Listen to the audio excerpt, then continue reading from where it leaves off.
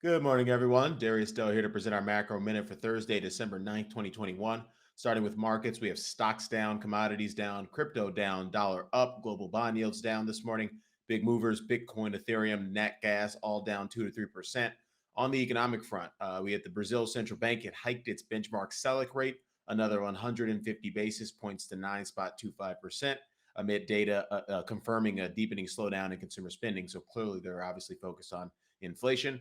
Real retail sales growth slowed 190 basis points to minus 7.1% year over year in October. That's the slowest growth rate we've seen since May of 2020. Taking it to the chart here, our model is calling for Brazil's inflation to kind of be nearing its cycle peak here. And as we continue, in terms of the projections, we have it slowing, quite considerably over the next 12 months.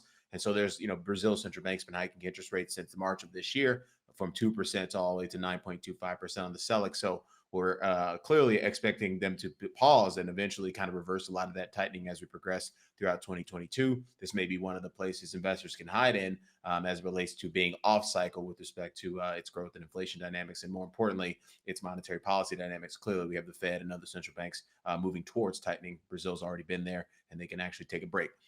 Getting back to the data on the economic front, Chinese CPI accelerated in November, but not to levels that would quash the PBOC's nascent pledge to support growth.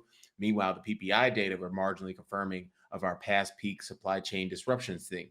Headline CPI that accelerated 80 basis points to 2.3% year over year in November. That's the highest number we've seen since last August of 2020. Core CPI ticked down 10 basis points to 1.2% year over year. That's the lowest we've seen since June. And then headline PPI giving you a reprieve on the supply chain disruption front. That slowed 60 basis points to 10.1% year over year in November. That's the lowest number we've seen in a couple of months.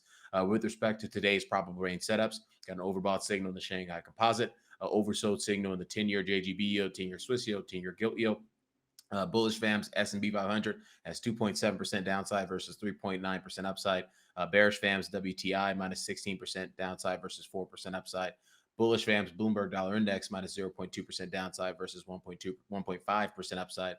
Bullish FAM's 10-year Treasury yield at minus 7 basis points of downside with 27 basis points of upside. And then neutral FAM's Bitcoin minus 5% downside versus 24% of upside. Neutral VAMs Ethereum minus 15% downside versus 16% upside. And then gold ticked to neutral VAMs today with 2% downside versus 3% upside. So with that, Darius Dale presenting our macro minute for Thursday, December 9th, 2021. Best of luck out there today.